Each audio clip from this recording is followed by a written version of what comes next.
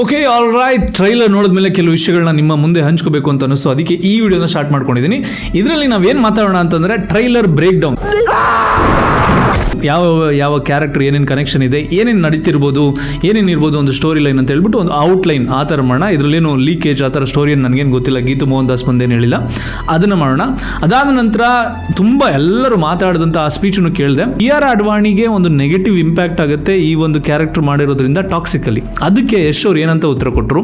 And Yash ಅವರ English ಯಾವ ಲೆವೆಲ್ಗೆ ಇಂಪ್ರೂವ್ ಆಗಿದೆ. ತುಂಬ ಜನ ಹೇಳ್ಬೋದು ಕನ್ನಡದವರು. ಆ್ಯಂಡ್ ಈ ಗ್ಲೋಬಲ್ ಮಾರ್ಕೆಟ್ಗೆ ಕಾಲಿಟ್ಟಿದ್ದಾರೆ ಒಬ್ಬರು ಪಡುವರಳ್ಳಿ, ಮೈಸೂರಿನ ಪಡುವಾರಳ್ಳಿ, ಆ ಒಂದು ಹಳ್ಳಿಯಿಂದ ಹೋದವರು ಅಂತ ಹೇಳ್ಬಿಟ್ಟು. I am from Paduvaralli. ಇವತ್ತು ಕನ್ನಡಿಗರು ನಿಜವಾಗ್ಲೂ ಹೆಮ್ಮೆ ಪಡಬೇಕಾದಂಥ ಒಂದು ಟೈಮು. ನಮ್ಮ ಶಿವಣ್ಣ ಅವರು ಈ ಮೂವಿದು ಟ್ರೈಲರ್ ಲಾಂಚ್ ಮಾಡ್ತಾರೆ. ಅದಾದ ನಂತರ ಟ್ರೈಲರ್ ಸ್ಟಾರ್ಟ್ ಆಗುತ್ತೆ. ಸೊ ನಮ್ಮ ಸ್ಟುಡಿಯೋದಲ್ಲಿ ನಾನು ಮತ್ತು ನಮ್ಮ ಎಡಿಟರ್ಸ್ ಎಲ್ಲ ಕೂತ್ಕೊಂಡು ನೋಡ್ತಾ ಇದ್ವಿ. ಫಸ್ಟ್ ಟೈಮ್ ನೋಡಿದ್ವಿ. ವಿ ವರ್ ಲೈಕ್ ವಾವ್ ಆ ಥರ ಮೂಮೆಂಟ್ಸ್ ಇತ್ತು. ಆ್ಯಂಡ್ ಸಿನಿಮಾಟೋಗ್ರಫಿ ಆಗಿರ್ಬೋದು, ಆ್ಯಂಡ್ ಕಟ್ ಎಸ್ಪೆಷಲಿ ಎಡಿಟರ್ಸ್ ಯಾವ ಪ್ರಾಸ್ಪೆಕ್ಟಿವಿಂದ ನೋಡ್ತೀವಿ, ಎಡಿಟಿಂಗ್ ಪ್ರಾಸ್ಪೆಕ್ಟಿವಿಂದ ನೋಡ್ತೀವಿ, ಅದು ಸಖತ್ತಾಗಿ ಅನಿಸ್ತು ನಮಗೆ ಎಡಿಟಿಂಗ್ ಎಲ್ಲ. ಈ ಟೀಸರ್ ಮತ್ತು ಟ್ರೈಲರ್ ನೋಡಿದ್ಮೇಲೆ ರಾಯ ಕ್ಯಾರೆಕ್ಟರ್ ಯಾವ ಥರ ಅಂದರೆ, ನನಗಿದು ಬೇಕು ಅಂದರೆ ಬೇಕು, ಫುಲ್ಲು ರಫ್ ಆ್ಯಂಡ್ ರಗಡ್, ಒಂದು ಕಿಕ್ ಆಸ್ ಬ್ಯಾಡ್ ಆಸ್ ಕ್ಯಾರೆಕ್ಟರ್ ಅಂತ ಹೇಳ್ತಾರಲ್ಲ ಆ ಥರ. ಗೋವಾದಲ್ಲಿ ನಡೆದಿರುವಂಥ ಒಂದು ಯಾವಾಗ ಇಂಡಿಪೆಂಡೆನ್ಸ್ ಆ ಟೈಮಲ್ಲಿ ನಡೆದಿರುವಂಥ ಒಂದು ಸ್ಟೋರಿ ಅಂತ ಒಂದು ಗೊತ್ತಾಗಿದೆ. ಆ ಟೈಮಲ್ಲಿ ಅದನ್ನು ನಾನು ಆಳ್ವಿಕೆ ಮಾಡಬೇಕು, ಕಿಂಗ್ಡಮ್ಗೆ ನಾನು ಕಿಂಗ್ ಆಗಬೇಕು ಅಂತ ಹೇಳ್ಬಿಟ್ಟು ಫೈಟ್ ಮಾಡಿ ಆ ಕಿಂಗ್ಡಮ್ನ ಪಡ್ಕೊಳ್ಬೇಕಾದ್ರೆ ಇವ್ರ ಕ್ಯಾರೆಕ್ಟರ್ ಯಾವ ಥರ ಹೋಗುತ್ತೆ ಅಂದರೆ, ಯಾವುದೇ ಒಂದು ಹುಡುಗಿ ಜೊತೆಗೂ ಒಂದು ಆ್ಯಕ್ಚುಲ್ ಲವ್ ಅಥವಾ ಆ ಥರ ಒಂದು ಫೀಲಿಂಗ್ಸ್ ಬೆಳೆಯೋದಿಲ್ಲ. ಬಟ್ ಆರ್ ಅಡ್ವಾಣಿನ ನೋಡಿದ್ಮೇಲೆ ಒಂದು ಲವ್ ಆ್ಯಂಡ್ ಅಫೆಕ್ಷನ್ ಸ್ಟಾರ್ಟ್ ಆಗಿರುತ್ತೆ. ಅದಕ್ಕೆ ತಬಾಯಿ ಅನ್ನುವಂಥ ಒಂದು ಸಾಕು ಬಂದಿರೋದು. ಅದಾದ ನಂತರ ಅವರಿಬ್ಬರು ಹುಟ್ಟಿದಂಥ ಒಂದು ಮಗು, ಆ ಮಗು ಕ್ಯಾರೆಕ್ಟರ್ನ ಇಲ್ಲಿ ರಿವೀಲ್ ಮಾಡಿದ್ದಾರೆ. ಆ ರಿವೀಲ್ ಮಾಡಿದ್ಮೇಲೆ ಐ ಥಿಂಕ್ ಅಟ್ ಸಮ್ ಪಾಯಿಂಟಲ್ಲಿ ಆರ್ ಅಡ್ವಾಣಿಗೂ ರಾಯಾಗೂ ಬರಲ್ಲ. ಅದಾದ ನಂತರ ಮಗುನ ಕರ್ಕೊಂಡು ದೂರ ಹೋಗ್ಬಿಡ್ತಾರೆ ಅಂತ ಅನಿಸುತ್ತೆ. ಮಗು ಒಂದು ಕಡೆ ದೂರದಲ್ಲಿ ಎಲ್ಲೋ ಬೆಳೀತಿರುತ್ತೆ. ರಾಯ ಒಂದು ಕಡೆ ತನ್ನ ಕಿಂಗ್ಡಮ್ನ ಆಳ್ವಿಕೆ ಮಾಡಿಕೊಂಡು ಒಂಥರ ಲೈಫ್ನ ಲೀಡ್ ಆಗ್ತಿರುತ್ತೆ. ಐ ಥಿಂಕ್ ಮಗು ದೊಡ್ಡನಾದ ಮೇಲೆ ತಾಯಿಗೆ ಏನೋ ಮೋಸ ಆಗಿದೆ ಅಂತ ಹೇಳ್ಬಿಟ್ಟು ತಂದೆಗೆ ಏನೋ ಫೈಟ್ ಮಾಡಬೇಕು, like I want to take the revenge ಅನ್ನೋ ಥರ ವಾಪಸ್ ಬಂದು ಈ ತಂದೆ ಮತ್ತು ಮಗನ ಮಧ್ಯೆ ಏನೋ ಒಂದು ಫೈಟ್ ನಡೆದಿರೋ ಥರ ಇದೆ.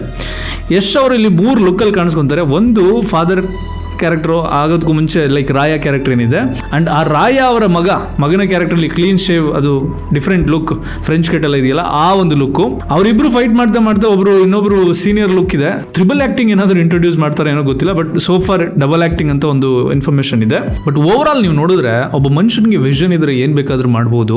ನಿನಗೆ ಏನಾದರೂ ಮಾಡಬೇಕು ಅನ್ಸಿದ್ರೆ ಮಾಡೋದಕ್ಕೆ ದಾರಿ ಹುಡುಕ್ತೀವಿ ಹೊರತು ಏನಕ್ಕೆ ಆಗಲ್ಲ ಅಂತ ದಾರಿ ಹುಡುಕಲ್ಲ. ಈ ಥರ ಆಗಲ್ಲ ಅನ್ನುವಂಥ ಕ್ಯಾರೆಕ್ಟರ್ಗಳು ಅಥವಾ ನೆಗೆಟಿವ್ ಮೈಂಡ್ ಸೆಟ್ ಇರುವಂಥ ಜನಗಳ ಮಧ್ಯೆ ಇರೋಕೆ ಹೋಗ್ಬಿಡಿ. ಬಿಕಾಸ್ ಯಶ್ ಅವ್ರದ್ದು ಆ ಒಂದು ಸ್ಪೀಚ್ನ ಕೇಳಿದೆ. ಅವ್ರು ಹೇಳಿದ್ದು ಅಷ್ಟೇ, ಕೆಲವರು ನಿನ್ ಬಂದು ನೆಗೆಟಿವ್ ಆಗಿ ಹೇಳ್ತಾರೆ, ನಿನ್ನ ಕೈಲಿ ಆಗಲ್ಲ ಇದಾಗಲ್ಲ ಅದಾಗಲ್ಲ ಅಂತ ಹೇಳ್ಬಿಟ್ಟು, ಅವಾಗ ಅವ್ರ ಕೈಲಿ ಆಗಲ್ಲ ಅನ್ನೋದನ್ನ ನಿನಗೆ ಹೇಳ್ತಾ ಇದ್ದಾರೆ ಹೊರತು ನಿನ್ನ ಕೈಲಿ ಆಗಲ್ಲ ಅನ್ನೋದನ್ನೆಲ್ಲ ನಿನ್ಗೆ ಹೇಳ್ತಾ ಇರೋದು. ನಿನ್ಗೊಂದು ವಿಷನ್ ಇದ್ರೆ, ನಿನ್ಗೊಂದು ಕ್ಲಾರಿಟಿ ಇದ್ರೆ ನೀನು ಮಾಡ್ಬೋದು, ಮಾಡೋದಕ್ಕೆ ನೀನು ದಾರಿ ಹುಡುಕ್ತೀಯಾ ಅಂತ ಹೇಳ್ಬಿಟ್ಟು. Obviously it will not be easy. ನೀವು ಫೈಟ್ ಮಾಡಬೇಕು, ಫೈಟ್ ಮಾಡಿ ಬೆಳಿತೀಯ ಅಂತ ಹೇಳ್ಬಿಟ್ಟು. ಒಂದು ಕನ್ನಡ ಸಿನಿಮಾ ಅಂತಂದರೆ ತುಂಬ ಚಿಕ್ಕದು, ಸಣ್ಣ ಬಜೆಟು, ಇಲ್ಲ ಹಂಗೆ ಅಂತ ಹೇಳ್ಬಿಟ್ಟು ಅಷ್ಟೊಂದು ಕಾಂಟ್ರವರ್ಸಿಗಳ ಮಧ್ಯೆ ಒಂದೊಂದು ಸಿನಿಮಾಗಳನ್ನ ಮಾಡ್ಕೊಂಡು ಸ್ಟೆಪ್ ಬೈ ಸ್ಟೆಪ್ ಇವಾಗ ಗ್ಲೋಬಲ್ ಪ್ಲಾಟ್ಫಾರ್ಮ್ಗೆ ಕನ್ನಡ ಇಂಡಸ್ಟ್ರಿಯಿಂದ ಹಾಲಿವುಡ್ಗೆ ಎಂಟ್ರಿ ಕೊಟ್ಟಿದ್ದಾರೆ ಅಂತಂದರೆ ಥಿಂಕ್ ಮಾಡಿ. ಅವರು ಹೇಳ್ತಾರೆ ನಾನು ಪಡುವಾರಳ್ಳಿಲಿ ಇಂಗ್ಲೀಷ್ ಮಾತಾಡ್ತಾ ಇದ್ದೆ, ಅಂತ ಹೇಳ್ಬಿಟ್ಟು. ಅಂದರೆ ಸಿನಿಮಾನ ಇಲ್ಲಿ ಕನ್ನಡ ಮತ್ತು ಇಂಗ್ಲೀಷಲ್ಲಿ ಆ್ಯಕ್ಟ್ ಮಾಡಿದ್ದಾರೆ, ಡಬ್ ಮಾಡಿಲ್ಲ, ಆ್ಯಕ್ಟ್ ಮಾಡಿದ್ದಾರೆ. ಸೊ ಅಂದರೆ 2 ಸಲ ಶೂಟ್ ಆಗಿದೆ. ಸೇಮ್ ಸೀನ್ಗಳನ್ನೆಲ್ಲ 2 ಸಲ ಶೂಟ್ ಮಾಡಿದ್ದಾರೆ. ಎಲ್ಲ ಆಕ್ಟರ್ಸ್ಗಳದ್ದು ಡಿಫ್ರೆಂಟ್ ಕ್ಯಾರೆಕ್ಟರ್, ಪ್ರತಿ ಕ್ಯಾರೆಕ್ಟರ್ಗೂ ಒಂದು ವೆಯ್ಟೇಜ್ ಇದೆ. ಈ ಮೂವಿನ ಎತ್ತಿಡಿದ್ದಾರೆ ಅಂತ ಹೇಳ್ಬಿಟ್ಟು ಅವ್ರು ಹೇಳ್ತಾರೆ. ಅಂಡ್ ಪ್ರೊಡ್ಯೂಸರ್ ಬಗ್ಗೆ ಹೇಳೋದಾದ್ರೆ KVN production and monster mind. KVN ಅವ್ರಿಗೆ ಗೊತ್ತಲ್ಲ, ಪ್ರೀವಿಯಸ್ ಸುಮಾರು ಸಿಕ್ಕಾಪಡೆ ಮೂವೀಸ್ಗಳು ಮಾಡ್ತಾ ಇದ್ದಾರೆ ಗುರುವೆ. ಮೊದಲೆಲ್ಲ ಈ ಜಯಣ್ಣ ಭೋಗೇಂದ್ರ ಅವರು ಮಾಡ್ತಿದಾರಲ್ಲ ಆ ಥರ ಇವರು ಸಿಕ್ಕಾಪಡೆ ಮೂವೀಸ್ ಮಾಡ್ತಾ ಇದ್ದಾರೆ. KVN ಪ್ರೊಡಕ್ಷನ್ ಬಂದು ಅವ್ರದ್ದು ಐ ಥಿಂಕ್ ಕನ್ಸ್ಟ್ರಕ್ಷನ್ ಒಂದು ಕಂಪನಿ ಇದೆ. ಈಗ ಸಿನಿಮಾ ಇಂಡಸ್ಟ್ರಿಗೆ ಬಂದಿದ್ದಾರೆ. ಅಂಡ್ ಇನ್ನೊಂದು ಮಾನ್ಸ್ಟರ್ ಮೈಂಡ್ ಯಶ್ ಅವ್ರದೇನೆ, ಅವರು ಕೋ ಪ್ರೊಡ್ಯೂಸರ್ ಆಗಿ ಈ ಮೂವಿನಲ್ಲಿ ಕೋ ಪ್ರೊಡ್ಯೂಸ್ ಮಾಡಿದ್ದಾರೆ ಅಂತ ಮಾಹಿತಿ ಇದೆ. ಮೈಸೂರಿನ ಪಡುವಾರಳ್ಳಿನಲ್ಲಿ ಹುಟ್ಟಿದಂಥ ಒಬ್ಬ ಹುಡುಗ ನವೀನ ಅನ್ನುವಂಥ ಒಂದು ಹೆಸರಿತ್ತು ಅವರಿಗೆ. ಇವಾಗ ರಾಕಿಂಗ್ ಸ್ಟಾರ್ ಯಶ್, ಟಾಕ್ಸಿಕ್ ರಾಯ ಆ ಲೆವೆಲ್ಗೆ ಹೋಗಿದ್ದಾರೆ. Trust me when I say this, ಒಬ್ಬ ಮನುಷ್ಯನಿಗೆ ವಿಷನ್ ಇಲ್ಲ ಅಂದರೆ, ಒಬ್ಬ ಮನುಷ್ಯನಿಗೆ ಏನಾದರೂ ಮಾಡಬೇಕು ಅನ್ನುವಂಥ ಒಂದು ಕ್ಲಾರಿಟಿ ಇಲ್ಲ ಅಂದರೆ ಯು ಕೆನಾಟ್ ಡೂ ಎನಿಥಿಂಗ್. ಇನ್ನು ಡೈರೆಕ್ಟರ್ ಬಗ್ಗೆ ಮಾತಾಡೋದಾದರೆ ಗೀತು ಮೋಹನ್ ದಾಸ್ ಅವರು ಬಂದು ಕೇರಳದವರು, ಕನ್ನಡ ಬರಲ್ಲ, ಬಟ್ ಕನ್ನಡದಲ್ಲಿ ಒಂದಷ್ಟು ಇದನ್ನು ಬರ್ಕೊಂಡು ಬಂದು ಅಲ್ಲಿ ಸ್ಪೀಚಲ್ಲಿ ಮಾತಾಡಿದ್ದಾರೆ. ನನ್ನ ಬಗ್ಗೆ ತುಂಬ ಜನ ಡೌಟ್ ಪಟ್ಟರು, ಬಟ್ ಯಶ್ ಅವರು ಪುಷ್ ಮಾಡಿದ್ರಿ, ಎಷ್ಟೋ ಚಾಲೆಂಜಸ್ಗಳನ್ನ ನಿಮ್ಮ ಹೆಗಲ ಮೇಲೆ ಇಟ್ಕೊಂಡು ಕರ್ಕೊಂಡು ಹೋದ್ರಿ ಅಂತ ಹೇಳ್ಬಿಟ್ಟು ಹೇಳ್ತಾರೆ. That was very nice. And ನೀವೆಲ್ಲ ಅಬ್ಸರ್ವ್ ಮಾಡಿದ್ರೆ ಟ್ರೈಲರಲ್ಲಿ ಒಂದು ಡ್ಯಾನ್ಸ್ ಇದೆ, ಆ ಡ್ಯಾನ್ಸ್ ಮಾಡ್ತಾರೆ ಗೊತ್ತಾ, ಹಿಂಗೆ ನನಗೆ ಬರಲ್ಲ. ಆ ಡ್ಯಾನ್ಸು ಅವರು ಕಾಲೇಜಲ್ಲಿ ಇದ್ದಾಗ ಒಂದು ಸ್ಟೇಜ್ ಮೇಲೆ ಮಾಡಿರ್ತಾರೆ, ಅದೇ ಸೇಮ್ ಡ್ಯಾನ್ಸ್ನ ಇಲ್ಲಿಗೆ ಮಾಡಿದ್ದಾರೆ. ಅಂಡ್ ಆಲ್ಸೋ ಇನ್ನೊಂದು ಯಾರೋ ಒಬ್ರು ಫೈಂಡ್ ಔಟ್ ಮಾಡಿದ್ದು, ಅವರ ಪ್ರತಿಯೊಂದು ಮೂವಿನಲ್ಲೂ ಅವರ ಕ್ಯಾರೆಕ್ಟರ್ ಹೆಸರು ಆರಿಂದ ಸ್ಟಾರ್ಟ್ ಆಗುತ್ತೆ ಅಂತ ಹೇಳ್ಬಿಟ್ಟು. It was coincident or planned, I don't know. ನೀವು ಕೂಡ ಚೆಕ್ ಮಾಡಿ ಪ್ರೀವಿಯಸ್ ಮೂವೀಸ್ಗಳಲ್ಲಿ ಏನೇನು ಹೆಸರುಗಳನ್ನ ಇಟ್ಕೊಂಡ್ ಬಂದಿದ್ದಾರೆ. ಈ ಮೂವಿನಲ್ಲೂ ಏನೇನು ಹೆಸರು ಇಟ್ಟಿದ್ದಾರೆ, ರಾಯ, ಇದರಿಂದ ರಾಖಿ ಬಾಯ್, ಸೊ ಎಲ್ಲ ಆರಿಂದ ಸ್ಟಾರ್ಟ್ ಆಗುತ್ತೆ ಅಂತ ಹೇಳಿದ್ದಾರೆ. ಆಸ್ಟ್ರಾಲಜಿ ನಮ್ಮ ತಲೆಯಲ್ಲೋ ಗೊತ್ತಿಲ್ಲ, I don't know. And overall ಮಾತಾಡೋದಾದರೆ ಕನ್ನಡ ಮೂವೀಸ್ ಅಂದರೆ, ಕನ್ನಡ ಅಂದರೆ ಒಂದು ರೀತಿ ಸೈಡ್ ಮಾಡಿಬಿಟ್ಟಿದ್ರು. ಈ ಸೌತ್ ಇಂಡಿಯಾದಲ್ಲಿ ಸಹ ಕನ್ನಡ ಮೂವೀಸ್ ಅಂತಂದರೆ ಈಗಲೂ ಸಹ ಒಂಥರ ಬೇರೆ ಥರ ನೋಡುವಂಥ ಕೆಲವು ಪರಿಸ್ಥಿತಿಗಳಿದೆ. ಕನ್ನಡ ಮೂವಿನ ಬೇರೆ ಲೆವೆಲ್ ತೊಗೊಂಡೋಗ್ಬೇಕು ಅಂದರೆ ವಾಟ್ ಈಸ್ ಮೇನ್ ಇಂಪಾರ್ಟೆಂಟ್ ಅಂತಂದರೆ ಒಬ್ಬರು ಡೈರೆಕ್ಟ್ರದ್ದು ಆ ವಿಷನ್ ಇರಬೇಕು, ಡೈರೆಕ್ಟರ್ ಅಂಥ ಕಥೆಗಳನ್ನ ತರಬೇಕು. ಆ್ಯಂಡ್ ಆಲ್ಸೋ ಪ್ರೊಡ್ಯೂಸರ್ಸ್ಗಳು ಬರಬೇಕು. ಪ್ರೊಡ್ಯೂಸರ್ಸ್ ಆ್ಯಂಡ್ ಡೈರೆಕ್ಟರ್ ಮನ್ಸು ಮಾಡಿದ್ರೆ ಕನ್ನಡ ಇಂಡಸ್ಟ್ರಿನ ಯಾವ ಲೆವೆಲ್ ಬೇಕಾದ್ರೆ ತೊಗೊಂಡೋಗ್ಬೋದು. ಬಿಕಾಸ್ ಅಂಥ ಟ್ಯಾಲೆಂಟೆಡ್ ಆ್ಯಕ್ಟರ್ಸ್ಗಳು ನಮ್ಮಲ್ಲಿ ಇದ್ದಾರೆ, ಆ್ಯಕ್ಟರ್ಸ್ ಆ್ಯಂಡ್ ಆ್ಯಕ್ಟರ್ಸ್ಗಳು ನಮ್ಮಲ್ಲಿದ್ದಾರೆ. ಇವ್ರದ್ದು ವಿಷನ್ ನೋಡಿದ್ರು, ವಿಷನ್ ಲೈಕ್ ಯಶ್ ಅವ್ರ ವಿಷನ್ ನೋಡಿದ್ರೆ ನನಗೆ ಸಖತ್ತು ಒಂಥರ ಇನ್ಸ್ಪೈರಿಂಗ್ ಅನಿಸುತ್ತೆ. ನಮ್ಮ ಲೈಫಲ್ಲೂ ಅಷ್ಟೇ, ನಾವು ಚಿಕ್ಕ ಪುಟ್ಟದ ಮೈಲ್ ಸ್ಟೋನ್ಗಳನ್ನ ಇಟ್ಕೊಂಡು ನಾವು ಇದು ಮಾಡಿದ್ರೆ ಸಾಕು, 1 ಕೋಟಿ ಮಾಡಿದ್ರೆ ಸಾಕು, ಒಂದು ಮನೆ ತೊಗೊಂಡ್ರೆ ಸಾಕು, ಒಂದು ಕಾರ್ ತೊಗೊಂಡ್ರೆ ಸಾಕು, ಈ ಥರ ತುಂಬ ಚಿಕ್ಕದಾಗಿ ಥಿಂಕ್ ಮಾಡ್ತೀವಿ ಏನೋ ಅಂತ ಅನ್ಸ್ಬಿಡುತ್ತೆ ನನಗೆ. ಇವ್ರ ಸ್ಪೀಚ್, ಇವ್ರು ಮಾಡ್ತಿರೋ ಕೆಲಸಗಳನ್ನೆಲ್ಲ ನೋಡ್ತಾ ಇದ್ರೆ. ಇವ್ರು ಸ್ಟೇಜ್ ಮೇಲೆ ನಿಂತ್ಕೊಂಡು ಹೇಳಿದರು, ವಾಚ್ ಔಟ್ ಗೈಸ್, ಕನ್ನಡ ಇಂಡಸ್ಟ್ರಿನ ಬೇರೆ ಲೆವೆಲ್ಗೆ ತೊಗೊಂಡೋಗ್ತೀನಿ ಅಂತ ಹೇಳ್ಬಿಟ್ಟು. ಆ ಟೈಮಲ್ಲಿ ಎಷ್ಟು ಜನ ಆಡ್ಕೊಂಡಿದ್ರು, ಎಷ್ಟು ಜನ ಏನೇನು ಅಂದ್ಕೊಂಡಿದ್ರು, ಎಷ್ಟು ಜನ ನೆಗೆಟಿವ್ ಥಿಂಕ್ ಮಾಡಿದ್ರು ಗೊತ್ತಿಲ್ಲ. ಬಟ್ ಇವಾಗ ಅವ್ರ ಬಾಯಿ ಎಲ್ಲ ಮುಚ್ಚಿಸ್ಬಿಟ್ಟಿದ್ದಾರೆ. ಗ್ಲೋಬಲ್ ಪ್ಲಾಟ್ಫಾರ್ಮ್ ತೊಗೊಂಡೋಗಿದ್ದಾರೆ, ನಾಟ್ ಟು ದ ಬಾಲಿವುಡ್. ಇವಾಗೆಲ್ಲ ಕನ್ನಡ ಸಿನಿಮಾ ಅಥವಾ ತಮಿಳ್ ಸಿನಿಮಾ, ತೆಲುಗು ಸಿನಿಮಾ ಆ ಥರ ಎಲ್ಲ ಅನ್ಕೊಳ್ಳೋಕೆ ಹೋಗ್ಬಿಡಿ. It is an Indian cinema ಅಂತ ಹೇಳ್ಬಿಟ್ಟು ಅವ್ರು ಹೇಳ್ತಾ ಇದ್ದಾರೆ. ಅಂದರೆ ಒಬ್ಬ ಮನುಷ್ಯನಿಗೆ ಥಿಂಕ್ ಮಾಡಿ ಯಾವ ಥರ ಅಂದರೆ, ನೀವು you are part of one Kannada ಇಂಡಸ್ಟ್ರಿನಲ್ಲಿ ಒಂದು ಪಾರ್ಟ್ ಆಗಿರ್ತೀರಾ. ಇವಾಗ you are leading the whole Indian industry. ಅಂದರೆ ಇಂಡಿಯನ್ ಸಿನಿಮಾನ ನೀವು ಗ್ಲೋಬಲ್ ಪ್ಲಾಟ್ಫಾರ್ಮ್ಗೆ ತೊಗೊಂಡೋಗ್ತಾ ಇದ್ದೀರಾ ಅಂದರೆ look at the vision, look at the mindset. ನೀನು ಚಿಕ್ಕದಾಗಿ ಯಾವತ್ತೂ ಥಿಂಕ್ ಮಾಡಬಾರ್ದು. You are not so small, you have to think big, you can achieve anything ಅನ್ನೋದಕ್ಕೆ ಒಂದು ಬೆಸ್ಟ್ ಎಕ್ಸಾಂಪಲ್ ಯಶ್ ಅವರು. ಆ್ಯಂಡ್ 4 years ಈ ಮೂವಿಗೆ ಟೈಮ್ ಕೊಟ್ಟಿರೋದು ಅಂತ ಹೇಳಿದ್ರು. ಆಲ್ಮೋಸ್ಟ್ 200 days ಈ ಮೂವಿ ಶೂಟ್ ಆಗಿರೋದು.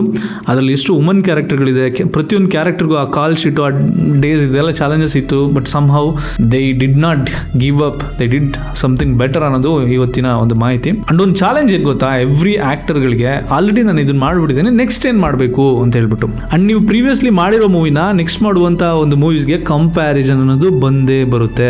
ಆ ಕಂಪ್ಯಾರಿಸನ್ ಇಂದ ಆಚೆಗೆ ಬರೋದಕ್ಕೆ, KGF ಇಂದ ಆಚೆಗೆ ಬರೋದಕ್ಕೆ ಇಷ್ಟು ಟೈಮ್ ತೊಗೊಂಡ್ರೆ ಎಷ್ಟು ಅಂತ ಹೇಳ್ಬಿಟ್ಟು ತುಂಬ ಜನ ಮಾತಾಡಿದ್ರು. ಬಟ್ ಅವ್ರು ಹೇಳೋದೇನೆಂದರೆ, ನಾನು ಒಂದು ರೈಟ್ ಚಾಯ್ಸ್ ಮಾಡೋದಕ್ಕೆ ಟೈಮ್ ತೊಗೊಂಡೆ, right script, right director and right producer ಬೇಕಾಗಿತ್ತು, ಅದೇ ಕಾರಣಕ್ಕೆ ನಾನು ಟೈಮ್ ತೊಗೊಂಡೆ ಅಂತ ಹೇಳ್ಬಿಟ್ಟು ಅವ್ರು ಹೇಳ್ತಾರೆ. ಆ್ಯಂಡ್ ಬ್ಯಾಕ್ ಟು ಬ್ಯಾಕ್ ಇವಾಗ ನೋಡಿ, ಟಾಕ್ಸಿಕ್ ಆದಮೇಲೆ ರಾಮಾಯಣ ಬರೋದಿದೆ. ಅವ್ರು ಒಂದು ಮಾತು ಹೇಳಿದ್ರು, ನಂಗೆ ತುಂಬಾ ಇಷ್ಟ ಆಯಿತು. ಅದೇನಂದರೆ, ನಾವೇನು ಕೆಲಸ ಮಾಡ್ತೀವಿ ಅದರಲ್ಲಿ ತುಂಬ 100% ಹಾನೆಸ್ಟಿಂದ ಮಾಡಿದ್ರೆ ಸಕ್ಸಸ್ ಅನ್ನೋದೆಲ್ಲ ನಿನಗೆ ಡಸಂಟ್ ಮ್ಯಾಟ್ರ್ ಆಗುತ್ತೆ ಅಂತ. ಅಂದರೆ ದ ಪ್ರೊಸೆಸ್, ಆ್ಯಂಡ್ ನೀನು ಇದನ್ನು ಮಾಡಬೇಕು ಅಂತ ಹೇಳ್ಬಿಟ್ಟು ನೀನು 100% ಹಾನೆಸ್ಟಾಗಿ 100% ಎಫರ್ಟ್ ಹಾಕಿ ನೀವು ಮಾಡ್ತಿರಲ್ಲ, ಆವಾಗ ಸಕ್ಸಸ್ ಎಲ್ಲ ಬಿಟ್ಬಿಡಿ. ಆ ಒಂದು ಕೆಲಸ ನಿಮಗೆ ಆ ಒಂದು ಫ್ರೂಟ್ಫುಲ್ನೆಸ್ನ ಒಂದಲ್ಲ ಒಂದು ದಿನ ತಂದು ಕೊಡುತ್ತೆ ಅಂತ ಹೇಳ್ಬಿಟ್ಟು ಆ ಮಾತು ಹೇಳ್ತಾರೆ. It's very true. ಇನ್ನು coming back to this Kiara Advani ಅವ್ರ ಮೇಲೆ ನೆಗೆಟಿವ್ ಇಂಪ್ಯಾಕ್ಟ್ ಏನಾಗುತ್ತೆ ಅಂತಂದರೆ, ನೀವು ತಬಾಯಿ ಈ ಒಂದು ಆಡಿಯೋ ಸಾಂಗ್ ಅಥವಾ ವಿಡಿಯೋ ಇದನ್ನೆಲ್ಲ ಬಂದಾಗ ಸುಮಾರು ನೆಗೆಟಿವ್ ಆಗಿ ಟ್ರೋಲ್ ಆಯಿತು. ಈಗ ಅವ್ರಿಗೆ ಆಲ್ರೆಡಿ ಮದುವೆ ಆಗಿದೆ, ಅವ್ರ ಹಸ್ಬೆಂಡ್ ಇದ್ದಾರೆ, ಸೊ ಅವ್ರಿಗೆ ಟ್ಯಾಗ್ ಮಾಡಿ ತುಂಬ ಜನ ಸೋಷಿಯಲ್ ಮೀಡಿಯಾದಲ್ಲಿ ತುಂಬ ನೆಗೆಟಿವ್ ಆಗಿ ಟ್ರೋಲ್ ಮಾಡಿದ್ರು. ಈ ಟೈಮಲ್ಲಿ ಇಂಥ ಕ್ಯಾರೆಕ್ಟರ್ ಮಾಡಬೇಕಾ, ಆ ಥರ ಈ ಥರ ಅಂತ ಹೇಳ್ಬಿಟ್ಟು ಟೀಸರ್ಲಿ ತುಂಬ ಬೋಲ್ಡಾಗಿ ತೋರಿಸ್ಬಿಟ್ಟಿದ್ರು. ಅದೇ ಒಂದು ಕಾರಣಕ್ಕೆ ಅದಕ್ಕೆ ಯಶ್ ಅವ್ರು ಏನಂತ ಅಡ್ರೆಸ್ ಮಾಡಿದ್ರು ಗೊತ್ತಾ, ಜಸ್ಟ್ ಇಗ್ನೋರ್ ಅಂತ ಹೇಳ್ಬಿಟ್ಟು ಹೇಳಿದ್ರು. ಬಿಕಾಸ್ ಟಾಕ್ಸಿಸಿಟಿ ಅಥವಾ ನೆಗೆಟಿವಿಟಿ ಅನ್ನೋದು ನೀವು ಯಾವ ಫೀಲ್ಡಲ್ಲಿ ಕೆಲಸ ಮಾಡ್ತಾ ಇದ್ರು ಬಂದೇ ಬರುತ್ತೆ, 100% ಬಂದೇ ಬರುತ್ತೆ. ಎಸ್ಪೆಷಲಿ ಮೀಡಿಯಾ ಫೀಲ್ಡಲ್ಲಿ ವರ್ಕ್ ಮಾಡಬೇಕಾದ್ರೆ ಬಂದೇ ಬರುತ್ತೆ. ಅದನ್ನು ಫೇಸ್ ಮಾಡುವಂಥ, ಅದನ್ನು ಇಗ್ನೋರ್ ಮಾಡುವಂಥ ಒಂದು ಮೈಂಡ್ ಸೆಟ್ ಬೆಳೆಸ್ಕೊಳ್ಳೋದು to any actor or actress, to anybody who is working in media industry is very important, including YouTubers also. ಇನ್ನು ನಮ್ಮ ರುಕ್ಮಿಣಿ ವಸಂತ್ ಅವರು ತುಂಬ ಚೆನ್ನಾಗಿ ಮಾತಾಡಿದ್ರು, ಅವರೆಲ್ಲರನ್ನು ಅಡ್ರೆಸ್ ಮಾಡಿದ್ರು. ಇನ್ನು ಕ್ಯಾಟ್ರಿಂಗಲ್ಲಿ ಕೆಲಸ ಮಾಡೋರನ್ನು ಕೂಡ ಅಡ್ರೆಸ್ ಮಾಡಿದ್ರು. ರುಕ್ಮಿಣಿ ವಸಂತ್ ಅವ್ರ ಬಗ್ಗೆ ಮಾತಾಡಬೇಕಾದ್ರೆ ಅವ್ರು ಹೇಳ್ತಾರೆ, ರುಕ್ಮಿಣಿ ವಸಂತ್ ಅವರು ಲಂಡನ್ನಲ್ಲಿ ಇವರು ಸಿನಿಮಾ ಬಗ್ಗೆ ಸ್ಟಡಿ ಮಾಡಿ ಬಂದಿದ್ದಾರೆ, ಅಲ್ಲಿ ಪ್ರಾಕ್ಟೀಸ್ ಮಾಡಿ ಬಂದಿದ್ದಾರೆ, ಅಲ್ಲಿ ಟ್ರೈನಿಂಗ್ ತೊಗೊಂಡು ಬಂದಿದ್ದಾರೆ ಅಂತ ಹೇಳ್ಬಿಟ್ಟು ಹೇಳ್ತಾರೆ. That's very true. She is very highly talented, ಕನ್ನಡದಲ್ಲಿ ಒಂದು ಅಸೆಟ್ ಅಂತಲೇ ಹೇಳ್ಬೋದು. And she is doing very good.